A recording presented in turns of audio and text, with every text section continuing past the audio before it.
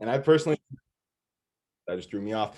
I personally do this full time for a living. All right. And I honestly, man, I'm all about impacting people's lives. I wish I had a friend like me to show me this information, 5 years ago, 6 years ago. I'm sure everybody does see the price of Bitcoin today, correct?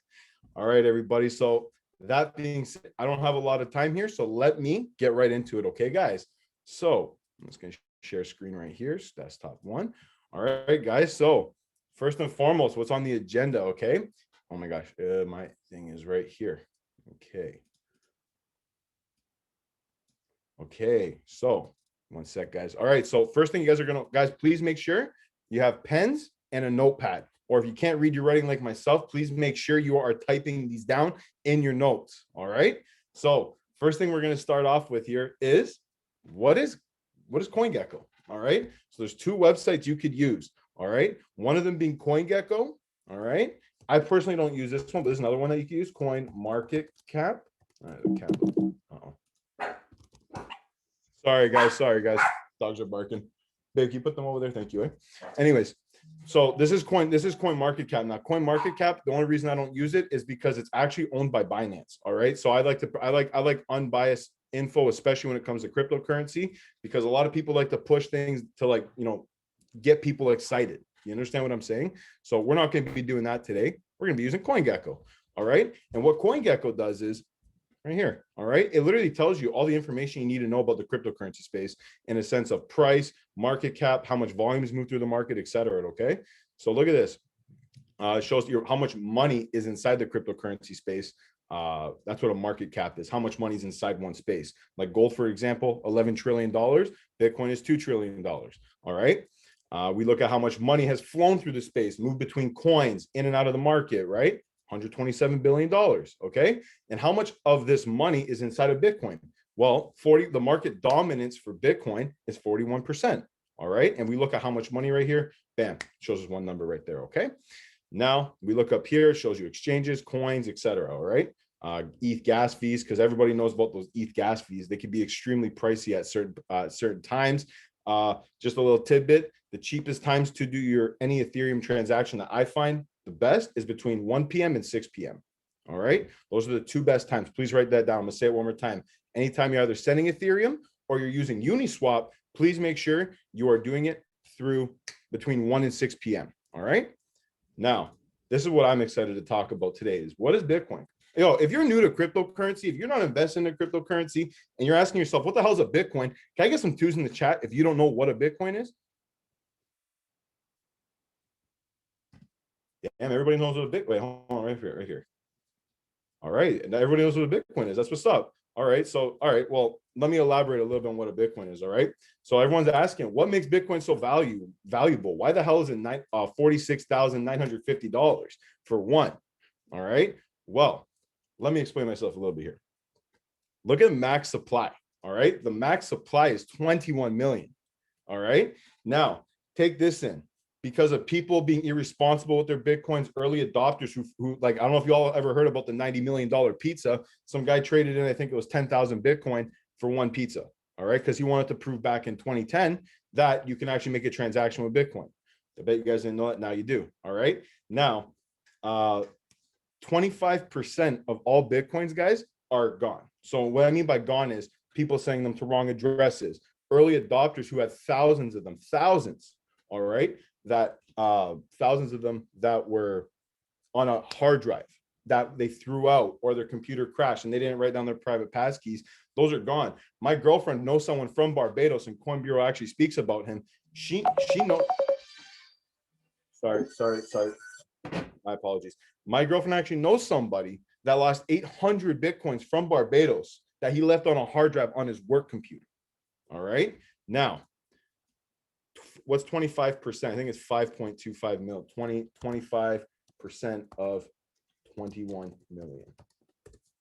Right? That's good memory. 5.25 mil. All right. That is how much Bitcoins are gone. So if we look here, not gone, but like unretrievable. All right. Now, we look here. All right. There's 18 million in circulation. Every 7 minutes, about 6.25 Bitcoin come into the circulation. So every time a block is completed, which, yo, my sister Tara from Ottawa is going to break down in real depth what blockchain technology is. Every time a block's created, a new Bitcoin's put into like the miners are rewarded with 6 Bitcoin. All right. And that is what's put into the crypto space. All right. Now, every time a halving happens, the next halving, 3 Bitcoin. This is what makes a bull run happen. All right. Now, if you're asking yourself, where can I read about this stuff? Where can I find some reliable information? Well, this is something that I've personally read, and this has made me personally fall in love with Bitcoin. All right. So this is something called the white paper. Every cryptocurrency should have a white paper. If not, they do have a white paper. And if they don't, please don't put your money there. Please don't put your money there. All right. Now, it literally breaks you. It's literally a breakdown from the creator on what Bitcoin is, what it was created for. All right. Because remember, Bitcoin was created in 2008 after the 2008 economic recession that happened in the United States of America, that actually almost crashed the entire world economy back in 2008. Did you guys know that? Because of subprime mortgages, they kept printing out money and giving people money who did not qualify for these mortgages. Guess what? All these mortgages fell through. Bam. Crash happened, right? That's it. That obviously was a lot more than that, but I'm not going to sit here and break it down because I'm no expert on it, but I just know the gist of it. Okay. Now, you're still asking yourself, what makes this thing worth $46,000? In my opinion, I still think this thing's worth $1 million in 10 years, baby. Hoorah, right? What do the Marines say? But look at this, okay? So if I type in here, all right. Oh my gosh, every time someone joins the Zoom, it does the boops. I do apologize about the boops, all right? So right here, US national debt, right here. Okay, real time. Bear with me here for 1 second. So guys, this is the United States national debt. All right. They owe the World Bank $28 trillion, guys, with a T. Trillion, not a B, $28 trillion. All right. So think of this. In 1971, in August 13th, all right, Tricky Dick, Richard Nixon, they also called him Tricky Dick, right? He was a pretty poor politician. But anyways, he switched the US dollar from being backed by the gold standard to fiat. So he actually made money into debt. All right. Now, let me ask you something. I idolize Robert Kiyosaki. I love this man. I've read a lot of his books. I'll tell you something right now. Why would you save something that you're printing? That you're printing, that they're printing. Right? Now, we look at Bitcoin. There's a max supply of 21 million. Y'all ever notice? Who here's from Canada? Yo, can I get some threes in the chat if you're from Canada?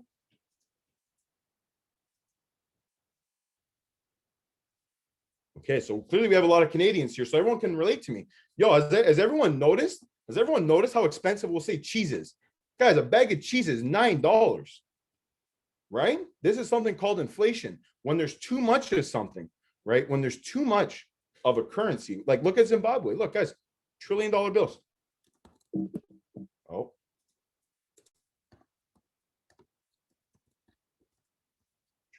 $1 trillion bills. Right here. Zimbabwe. Okay, what the hell? But Zimbabwe, right? Look at Zimbabwe. Guys, there's broke trillionaires. Has anyone ever heard of a broke trillionaire? Their government printed so much money, it made their money so worthless. In order to counteract that, they created $1 trillion bills. Look how many zeros that is. 3, 6, 9, 12. What is that? 14. Dude. Well, there's a lot of zeros there. Moral of the story, guys. This is no joke. Don't, guys, remember this. I can't remember who said this, but when a world recession hits, the people that'll get hurt the most is North America, because nobody could believe that it'll happen in America. That's the scary part. Nobody's prepared for it. Everyone's naive. Everyone thinks that banks are going to be here forever and this and that. Well, little do you know, banks are coming up with something called FedCoin. This will make banks obsolete. Okay, they will be able to track everything we do. So, going back to Bitcoin now, guys, 21 million. This stuff is considered digital gold. There's a book I really recommend you guys reading, and please write this down. This book is called Digital Gold. My boy Manny Frazier, who's actually speaking, I believe, here on Wednesday. All right, Manny is going to be covering. He's actually my mentor. He's actually my boy, a very close friend of mine. He's the one who put me onto this sauce. All right, I got scammed $3,500. Don't even get me started. But I'll tell you something right now, guys. Please read that book if you really want to understand what the digital revolution is about, what we really have in store for the future. Please read that book. It will give you a very in-depth view of what Bitcoin is, how it was created, who started it, who are the big influencers, how it got all the traction it did, okay? How it started with through the Silk Road, which was an illegal, which was an open marketplace. Only thing they weren't allowed to sell was child pornography, and you weren't allowed to hire hitmen on there or something like that. Other than that, you could buy drugs, passports, fake IDs, all that stuff.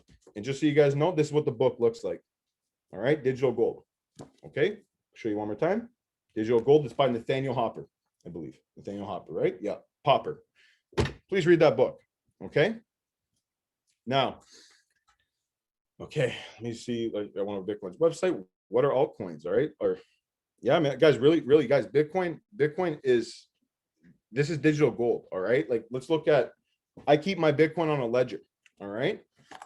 Let me open this up because this is one this was a dud. This one didn't work. So this is something I'm gonna take off my screen here for 1 second. This is a ledger. All right. Now let me ask you something. If I take a brick of gold, and I want everybody to participate in this right now, all right? There's 125 people. I want to see 125 comments. Please comment one time. If I have $1 billion on this, or if I want to move $1 billion worth of gold, which one would be easier? Please comment down below. The ledger or $1 billion worth of gold? Ledger. All right, see? Everyone, okay. This is digital currency, baby. This is your bank account. All right. Remember, when you give your money to a bank, that is no longer your money. You are legally surrendering your money to a bank. Now, let me ask you, say you have $1 million in your bank account. All right. And you want to go withdraw $1 million. Okay. Can you withdraw that money? Type in the chat, yes or no. Can you withdraw it that day? No. Oh, okay. That's when you start, when you tell the bank, I want to withdraw my money, that's when you start getting the hums and the ha's. All right. So sorry, I make myself laugh. So anyways, let me share my screen back here again. I apologize, folks, here. All right. So remember, there's 3 currencies in this world, guys. Robert Kiyosaki always says it, and please bear with me. All right. Number 1, all right, there's the government's currency. All right, this is man-made currency. This is the US dollar, the Canadian dollar, the South African rand, the Great British pound, the Australian dollar, the NZD. You understand what I'm saying? Those are man-made currencies. All right. God did not give us that money. Okay. Then number 2, put religion aside. This is just a metaphor I use. All right. Then there's God's currency, which is gold, silver. Okay. Now, if we look back in the day, for centuries, they used gold and silver as currency, correct? Right. Number 3, the people's money. That's Bitcoin, Ethereum, Cardano. We own this asset. A bank can't come knock a bank. I'm not going to go to my bank and let them take my Bitcoin. I'll tell you that. Oh, well, we'll offer you 16% staking. Absolutely not. Absolutely not. You guys, you are in control of your money. You have absolute freedom with your money. You choose whatever you want to do with it. And that's how it should be. Okay. So this is why I'm so big on Bitcoin, guys. You have the freedom. You have something called freedom. I could take this anywhere in the world with me, and I could walk right through an airport. Hey man, hey man, checks in the mail. You know what I'm saying? So, anyways, guys, that I'm gonna stop right now because I got a few other things to cover right now. But like I said, if you have questions, please write it down and get back to the person who got you on this call. Okay, altcoins now. Another thing about Bitcoin, this is something you have to learn. If you're a huge XRP guy, which I have nothing against XRP, I love XRP. All right, I made a lot of money off XRP. But I'll tell you something right now. You have to look at Bitcoin before you can look at anything else. Because remember, Bitcoin is the market mover. If Bitcoin goes down, everything goes down. If Bitcoin goes up, everything goes up. And if Bitcoin moves sideways, everything else goes up. Remember those 3. Okay. Now, obviously, we have a DeFi day. That's Friday. And we have a special guest for Friday. So stay tuned for that. But let's look at a coin like Cardano, man. That's an amazing altcoin. Right. But let's look at the difference here. Okay. There's a total supply. Look at the total supply and the max supply. All right. That's what 3 is. That's 45 billion, I think, if I'm correct. 45 billion coins. Okay. We look at Bitcoin, there's 21 million with an M, not with a B, M, 21 million. Okay. I got to let these people in. Sorry, guys, right here. Admit. So altcoins, every coin, guys, not all coins are alike. Every single coin is different. All right. I'll tell you why. As everyone knows, Cardano's getting into smart contracts now. If we go to Cardano's website, now remember, if you want to look at a cryptocurrencies website, go to coingecko.com.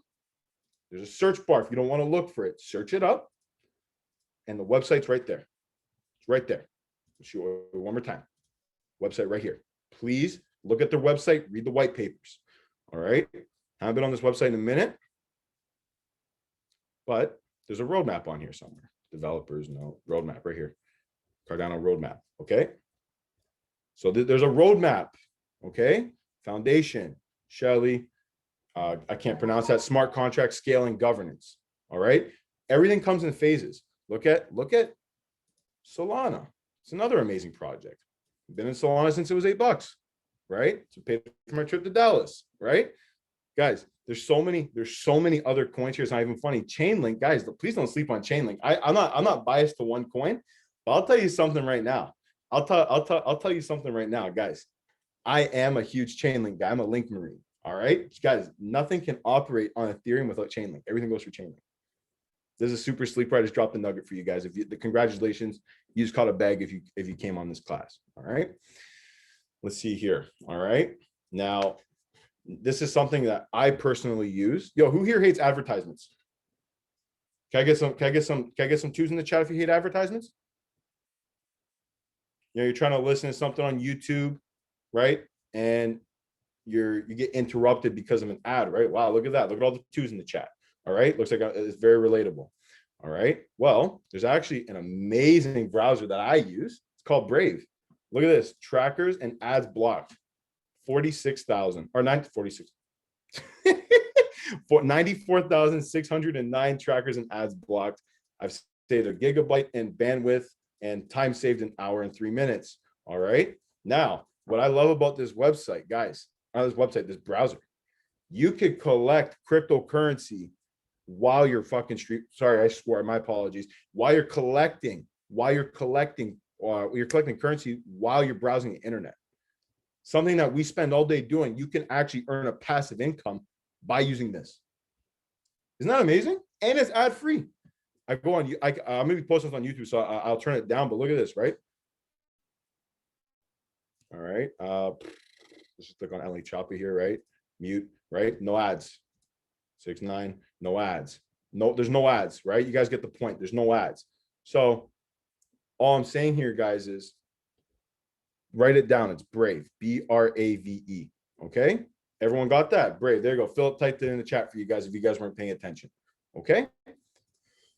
Let's see what else. So now I'm not going to go over exchanges today because my girl Ashley Wright, she's going to be going over that tomorrow. Please plug into that if you want to learn how you can get involved in this space. But what I am going to go over right now is how you can protect yourself, because don't think Gmail, Hotmail. I don't think Hotmail is a thing. Well, you say Outlook, Yahoo, Rogers. What other major emails are out there? I don't even know. I don't even pay attention to it. But there is one that you can use that is extremely safe. Guys, this is so secure. Guys, this is so secure. Think about this. Jeffrey Epstein, all right? Not even bringing politics or nothing in this. This is just the facts, all right? Jeffrey Epstein, Hillary Clinton. Remember last year, that huge scandal, that huge thing with Hillary Clinton, leaked emails and whatever? They can neither confirm it or deny it because she used... there we go. Proton Mail.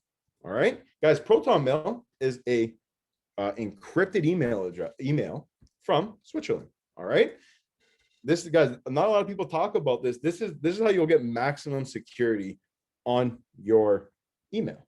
All right, so any exchange, and I believe my girl Ashley right here. Ashley, if you're there, what's going on? If you're here, all right, if you're here, when she starts talking about her exchanges tomorrow, I'm sure she's going to remind you guys and cover this.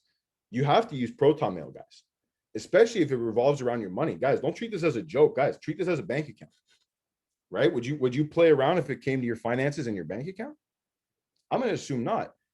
Don't sleep on this, guys. It literally takes, guys, honestly, guys, I'm not lying. This takes literally 10 minutes to set up. If you're really slow with the computer, 15. All right. That is that. Now, other than that, guys, I really don't have a whole lot to cover here. I don't this is just super basic, super beginning. All right. If anyone has any questions, please drop a question. I'm more than happy to answer a question right now. Just drop it in the chat.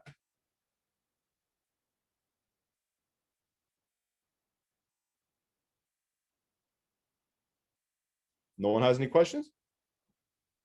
Can you repeat what you said about Brave, please? Yeah, absolutely. No problem. So Brave, oh, my mouse just died. Cool. Anyways, so Brave, okay.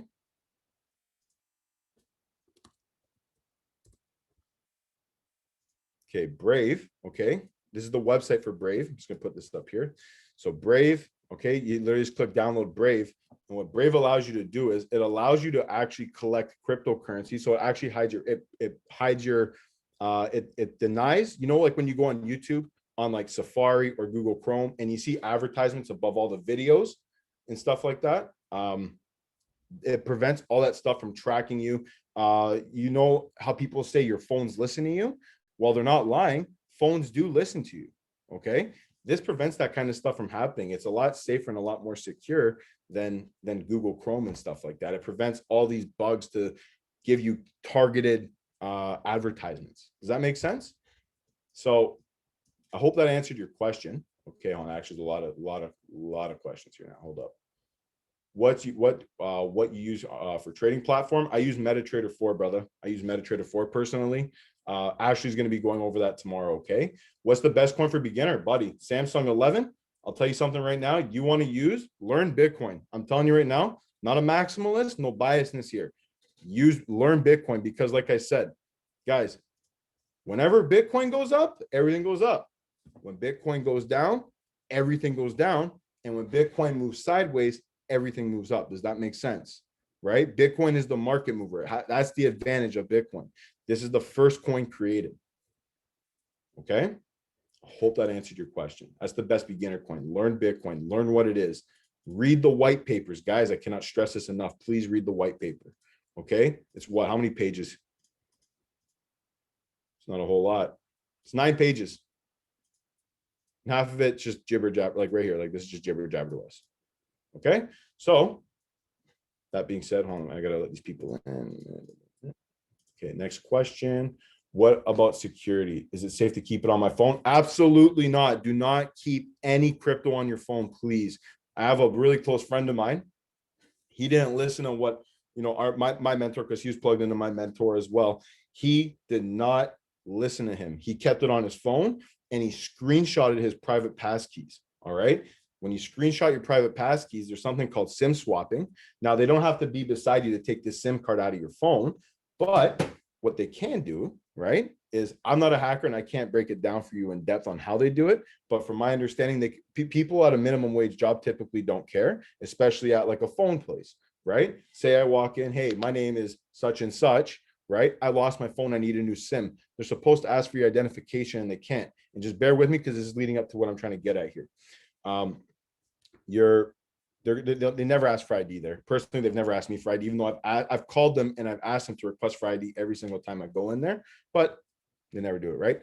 So they get your SIM, right? And I don't know how, but they're able to access your photos and they're actually able to get your private keys from your phone on your wallet on your phone. Does that make sense? You want to keep everything on your computer.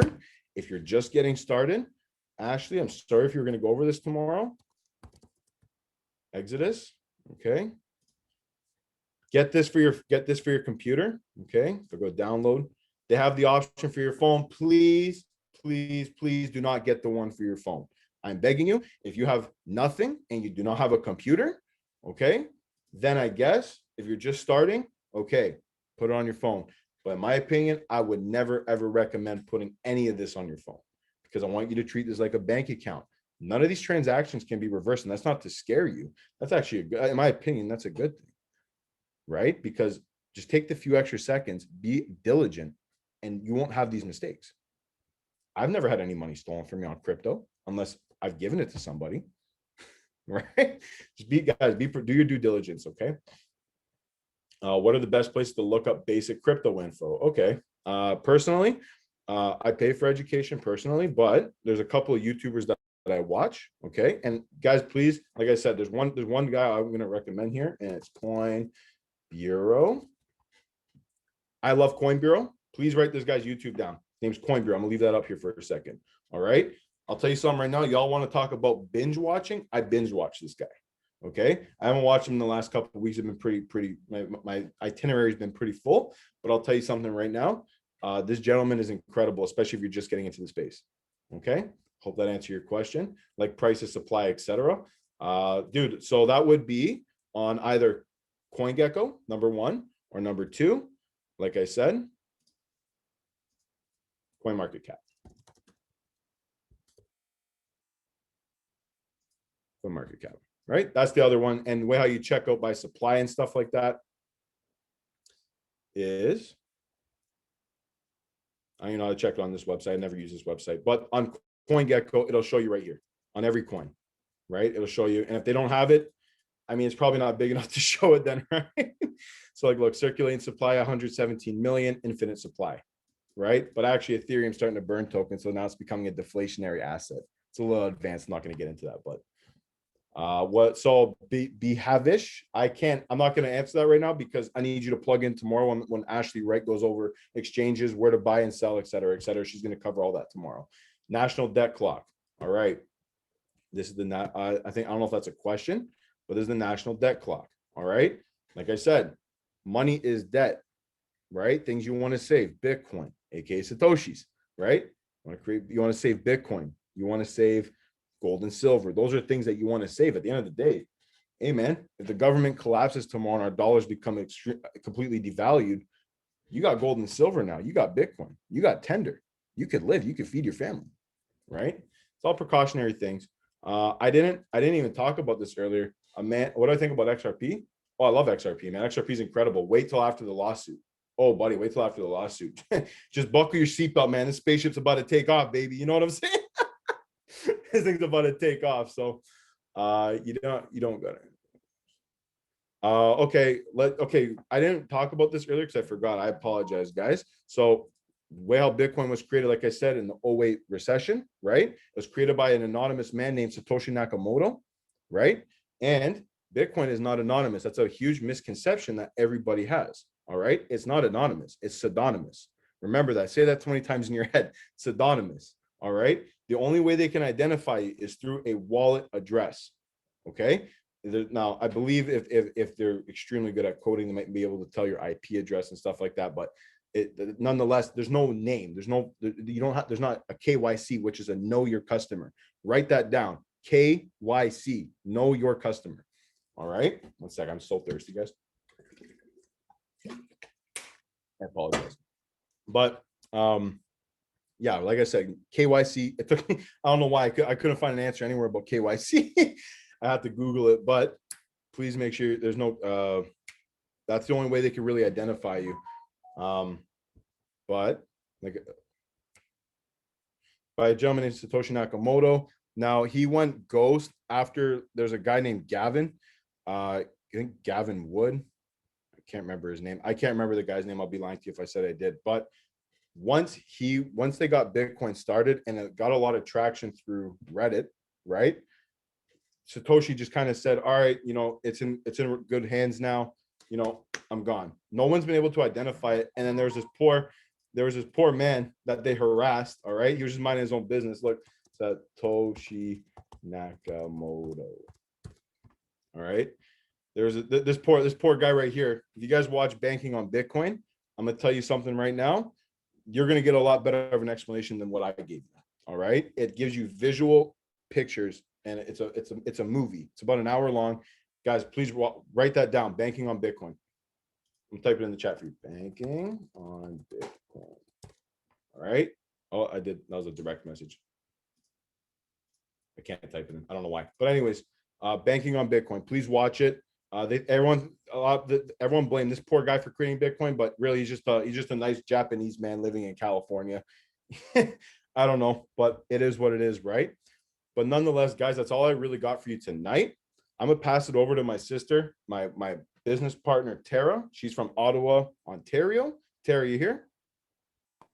Yes, I'm here. Let me start sharing my screen quickly, and then I will kick us off.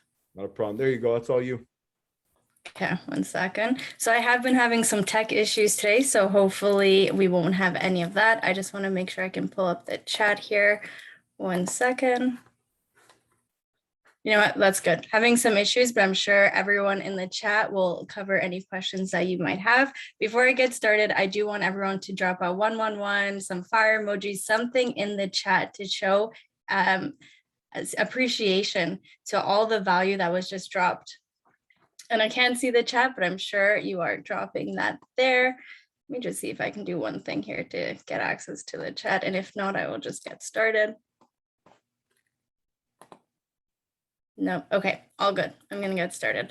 So hi everyone, my name is Tara. I am based out of Ottawa. I'm a technology consultant that got involved with Wealth Empire about a year ago. It's crazy that it's almost been a year.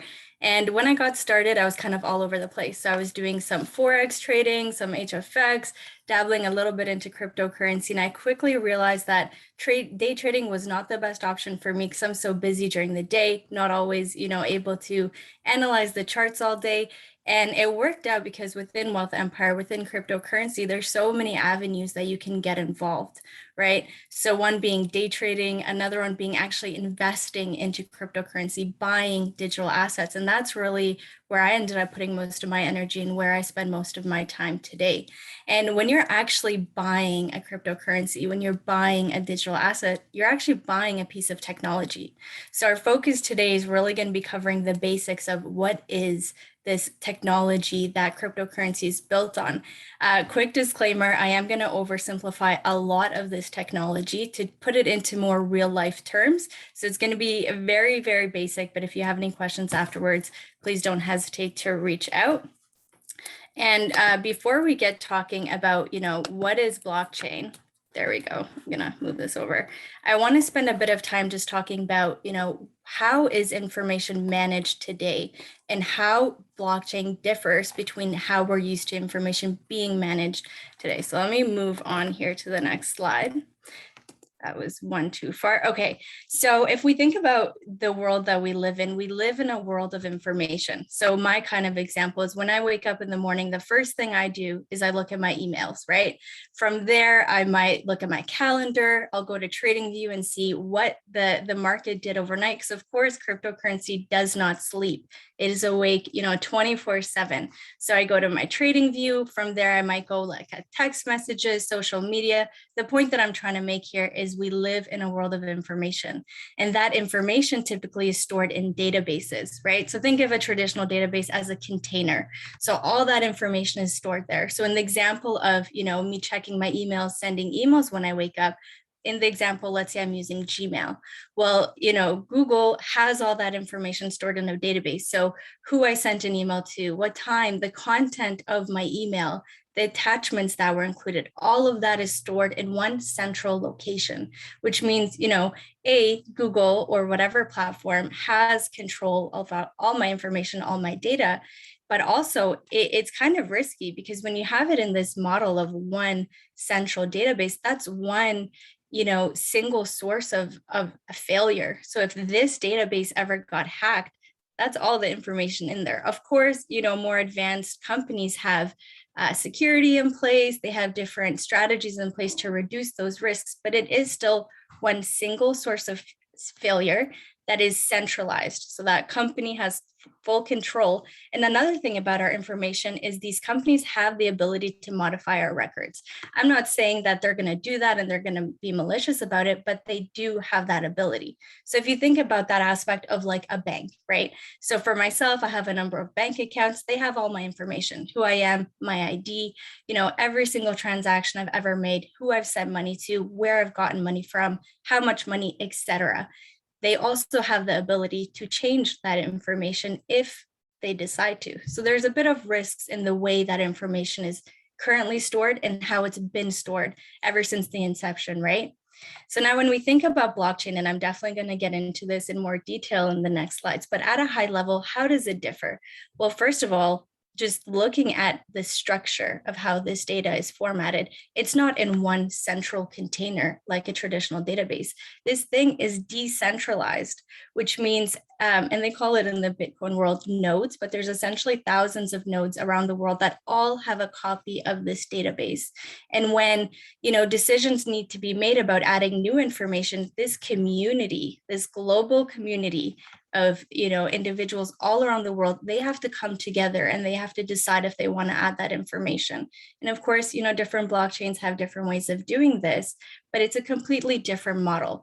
One that differs from, having one company, one government, a small group of people that have full control over all of the information, to this new model where there isn't one person, one company, or one government that controls it. It is the people, right? And we heard that in the last presentation where, this is the people's currency. And we're going to get into that in more detail.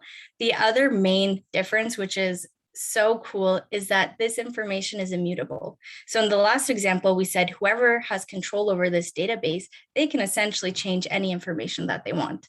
When we look at blockchain, that is not possible, right? When you add information, it is timestamped, it is locked. There is no way of going back and updating that information, right? It's immutable. And I'm going to get into more of that in the next slide, but really wanted just to highlight this is the system that we're using. This is what we're used to. And, people don't raise issues about this because it's all we've ever known. But there is a new technology that is in place now since 2008 that completely, flips this model over its head. It's completely different and it's better for us as the people. So let me get more into the details now that we've kind of covered how is data managed and stored today in this centralized manner.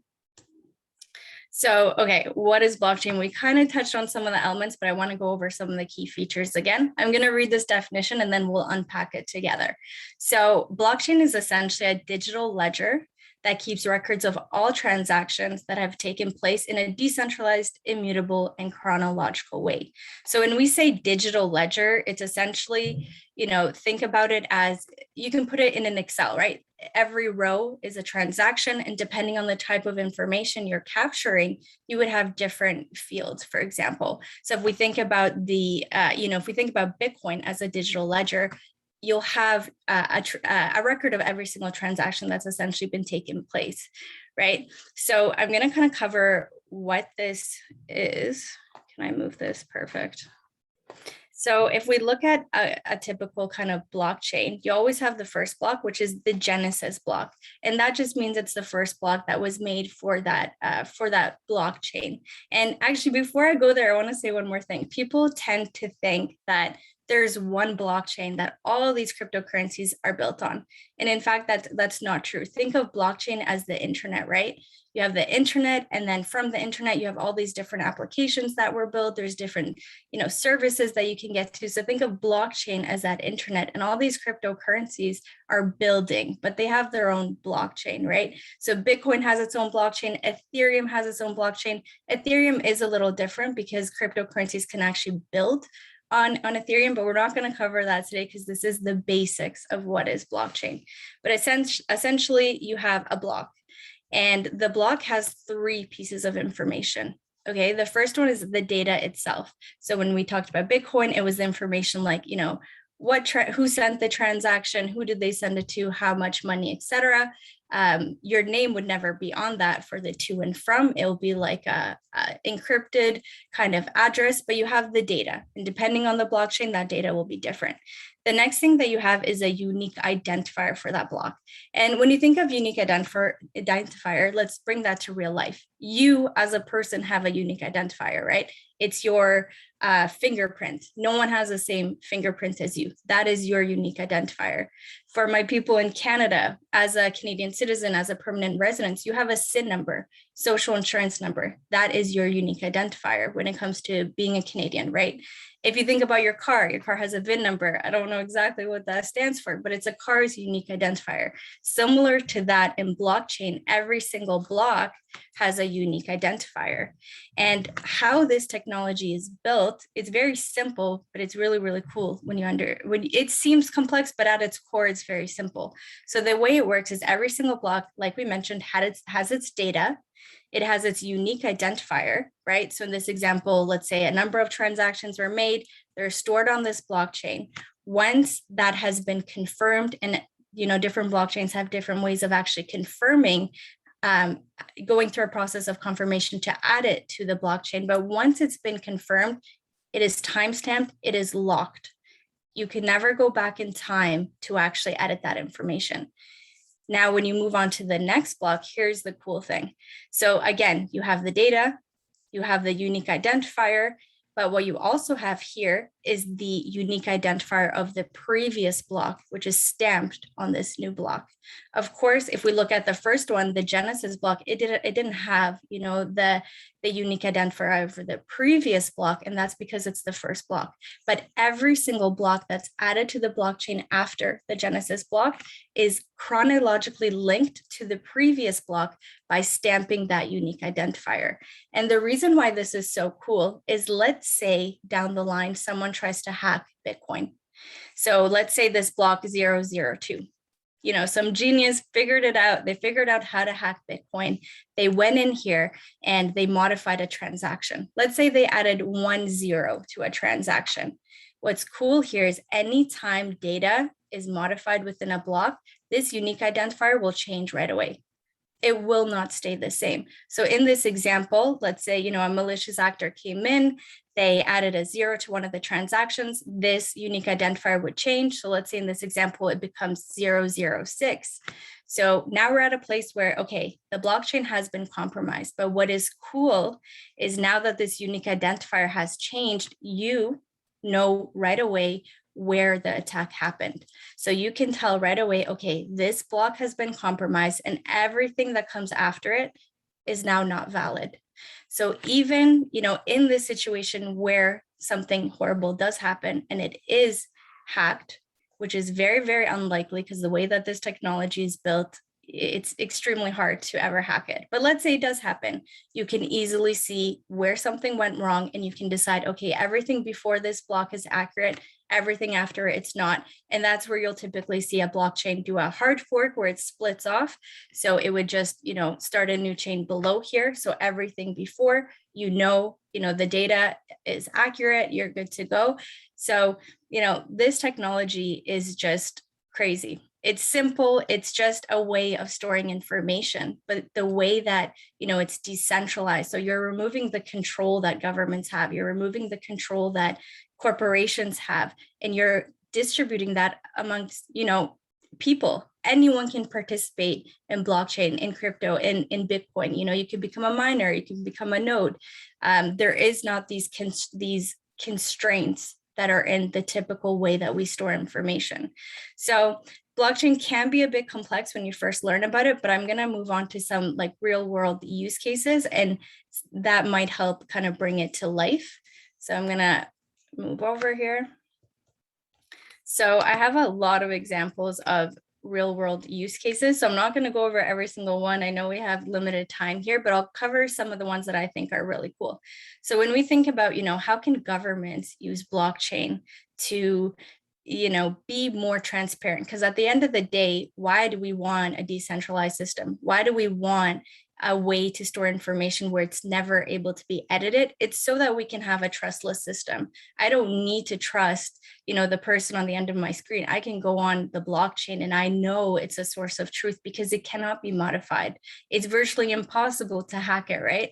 So when we think about governments, I thought voting was a really interesting one because we saw, the US had elections within the last year, and there was so much news around, it might have been fake, like fraud, basically, like there was rigging when it came to the election.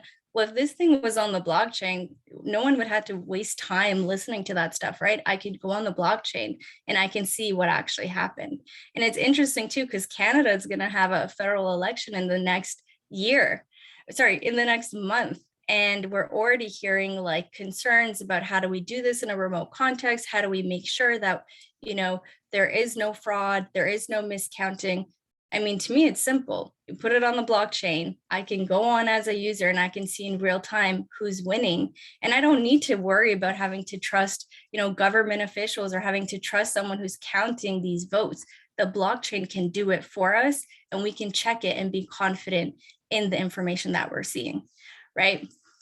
Moving on to healthcare. This one is probably my favorite industry because I think there's so much potential for blockchain to just make it so much better. So I'll give you a story. When I was in high school, my first couple of years of university, I worked at a walk-in clinic. And, something that was consistent about every shift is I got yelled at. And it was for one of two reasons. One was, it's a walk-in, people were not happy with the wait times, which, I get, it is what it is. The second frustration was a lot of times patients that come to walk-in clinics don't have a family doctor. And those patients would come and be like, hey, I went to the lab, I need a doctor to review my results. Or, hey, I went to the emergency hospital, I need someone to read my emergency report. And they didn't realize that, these different healthcare systems, their databases are not connected. So the clinic I worked at had no access to this person's laboratory results, had no access to this person's emergency report. So I'd be calling these places and be like, hey, can you send me patient X's report? And, there was a lot of frustrated patients. And I learned really quickly, if you don't have a family doctor, your healthcare information is spread across many different clinics, labs, hospitals. It's not a great system, right? Especially when you think about healthcare. I'm not a healthcare expert. I know we have Maria here who might be able to add some value here, but when people are getting diagnosed in the healthcare industry, it's all about your history, right? Your family's history. So if you don't have a family doctor and your healthcare information is all over the place, that's kind of scary, right? So, working as a technology consultant, I am seeing different health clinics trying to integrate their systems to make it centralized. But to me, it's not a scalable solution. The simple answer here is decentralize people's healthcare information. So me, Tara, as a patient, I have all my health records and I give doctors access to contribute to that. And in that case, it does not matter if I have a family doctor, it does not matter if I'm on vacation, if I'm out of city, if I'm out of province, I have my healthcare information because it's decentralized, right? So blockchain there's so much opportunity to make healthcare better for everyone if we just decentralize that information. The next one is drug integrity. And this is really sad, but according to the World Health Organization, about over 1 million people die every year from counterfeit drugs, right? So take in how sad that is. People are going to buy medication, and sometimes that medication is not actually the medication they're going to buy. Maybe it's a sugar pill, I don't know, but over 1 million people die every year.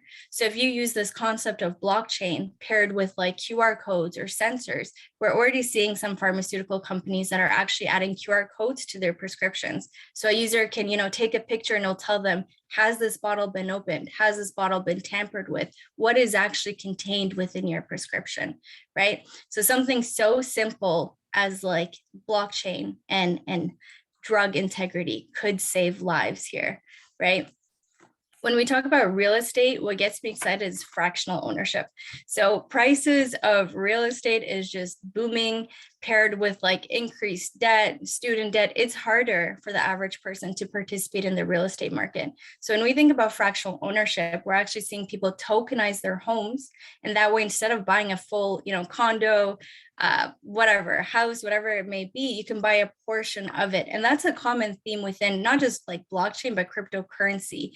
It's that anyone can participate, right? It does not matter where you live, what, religion you believe in, the color of your skin. You can participate in crypto if you have access to internet.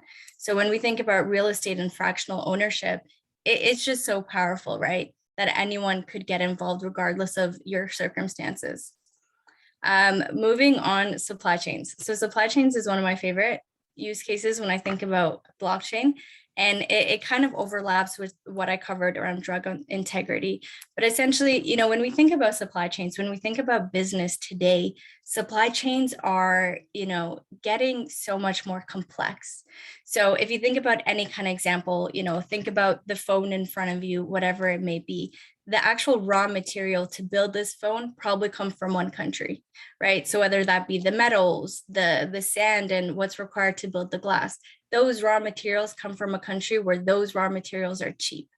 From there, they go on to some form of transportation, and they end up probably at some manufacturing plant where the outer components of my phone are assembled, right? From there, it goes through another form of transportation where it might go to another location where the actual software is installed. From there, it might go to a distribution center and then it'll go to some retail locations. I don't know the exact process, but the point that I'm trying to make is as consumers, the end products that we have go through so many different countries. They go through so many different organizations, methods of transportation. So there's so much opportunity for, your product to be tampered with, for it to be replaced with a fake, right? And as an end consumer, we don't think about that. Great, I got my phone, I got my purse, whatever it may be. But through blockchain, and again, the use of QR codes and sensors, we're seeing a lot of businesses who are turning to blockchain to capture this information. I'll give you an example. So Louis Vuitton is actually working with a project called VeChain. That's going to be my little nugget for whoever showed up. I love VeChain. Do your research, check it out. Amazing cryptocurrency project. But okay, Louis Vuitton is working with VeChain. And essentially what they're doing is they're going to be adding a QR code to their future luxury items. So as a consumer, when I'm buying a Louis Vuitton bag, whether that be in store, whether that be, secondhand of someone else, I can take a picture or I can scan that QR code and it'll tell me, is this an authentic Louis Vuitton item? Yes or no, right? So, and that's going to be stored on the blockchain. So, no one's going to go in and tamper that. It's virtually impossible to hack and tamper a blockchain, right?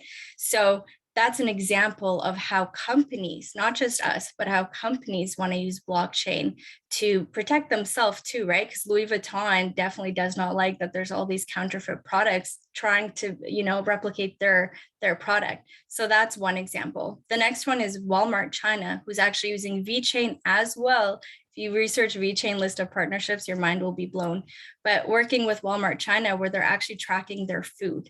So for example, let's say you buy a piece of lettuce. That lettuce would have a QR code where if you scan that, it'll tell you, what farm did it come from? Is it organic? Yes or no, whatever. The point here is, let's say one day that farm figures out that their lettuce has been contaminated. They can see using blockchain, which locations got this lettuce, and they can send out that communication to be like, hey, if you bought lettuce from this batch, this location, go throw it out, go see a doctor, etc. So as a user, I'm empowered with this information. And as that farmer, right, going down the line of the supply chain, they're also empowered. They don't need to go torch down their entire farm because something's been contaminated. They know exactly, what farm, to the level of what section of that farm has been contaminated, right? So blockchain is the people's technology, but it has use cases to support businesses as well. And then the last one I'll touch on is finances. And this is the one I think we're all aware of, right? This is kind of like your Bitcoin. So this is where you can actually transfer funds. And a lot of, my friends that are not that into crypto that think I'm a bit crazy, they don't get it. They tell me, what, T, why do I need this? I have e-transfer. I can send money to whoever I need to. Bitcoin is just another form of e-transfer. And like our previous presenter mentioned, it's not the same, right? If I have an emergency tomorrow and I need to withdraw all my savings, good luck, right? So yes, you have e-transfer, but you don't fully control your money that you've worked hard for. So that's the first thing. You have things like Bitcoin that are disrupting the financial sector, so you can actually transfer funds. But what I also tell my friends is don't think about that. You are privileged. You have a bank account. You have access to financial services like loans and et cetera, mortgages.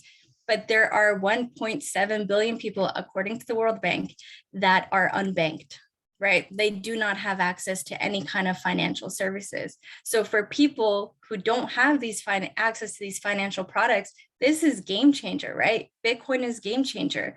All they need is internet, and they now have access to invest. They now have access to take what they have in cryptocurrency and put that up for collateral to get a loan so they can start a business, so that they can grow their wealth, right? So, for those people that don't understand the need of a digital currency, I challenge you to think about the context of the entire world, because we live in a world that is not fair. We live in a world where, depending on where you were born, you have access to certain things. And, if you were born somewhere else, you don't have access to a bank account. You don't have access to investment opportunities. And blockchain, the underlying technology where Bitcoin is built on, where Ethereum is built on, where all these cool projects are built on, have the potential to change the world, right?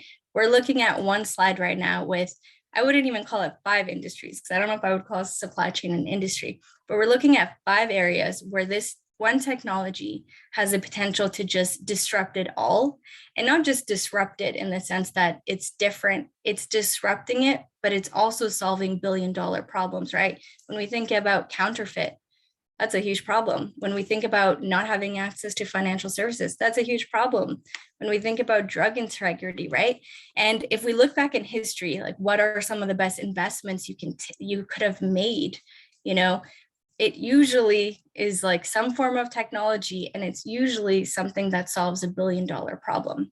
So that's why I get excited about cryptocurrency, is that, you know, when you're buying this stuff, you're not just buying a currency, you're buying a disruptive technology, right? So some of you may be thinking, why are we going into the details of this technology? It's not that important. You know, what I say is this is the foundations. This is what you potentially would invest in. So you want to really understand what it is you're getting involved with. And one thing I will say too is that not all blockchain is made equally, right? So we understand at a core, you know, blockchain has key features. It's decentralized, it's immutable, peer-to-peer, etc. They're not all built the exact same. So if we take Bitcoin, right, the Bitcoin blockchain, and we compare it to, you know, I don't want to hate on any projects, but if we compare that to the Doge blockchain, they are not equal. They are not the same. Yes, they may have some common characteristics, those key features of decentralized and immutable, etc. But there's more that goes on to building a blockchain than those key features. Those are the key features, but then the developers will build it in the way that they want. So it's definitely, you know, important to understand blockchain as a whole, understand that it's not the same for every single project. And that's what's great about having access to an academy like this, where you're able to get kind of that knowledge, that roadmap of, you know, these cryptocurrencies have good technology behind them, because at the end of the day, you're buying a piece of technology. It's different if you're day trading. Day trading, it's still good to know, because, you know, when you're looking at the chart, you're not looking at how well a country's economy is doing. You're looking at the adoption of a technology. But when you're actually buying these assets, you're investing in these assets, it's important to understand what technology you're investing in. So with that being said, I'm gonna wrap it up. I hope, you know, you got some nuggets from these calls. If you have any questions, please reach out to the individual that got you on this call. I'm sure they'll be able to help you with that. And you definitely do not want to miss the rest of the week. So today, you know, we covered the basics. What is Bitcoin? You know, what are some of those good websites you should look at? What are some of those books? What is this thing that people call blockchain? And then for the rest of the week, you know, we have a lineup of incredible speakers. We're going to cover some different altcoins. My girl, Ashley, tomorrow, absolute beast. She's going to cover different exchanges, and she is our crypto strategy queen. So I'm sure she'll cover that as well. From there, we have planned to go through, you know, how can you mine? How can you stake? How can you fully take advantage of this opportunity of cryptocurrency through mining and staking? So Manny's going to cover that. From there, we're going to cover non-fungible tokens. And then we have a special guest speaker on Friday. So you definitely do not want to miss it. So thank you so much, everyone, for being here today, and looking forward to the rest of the week.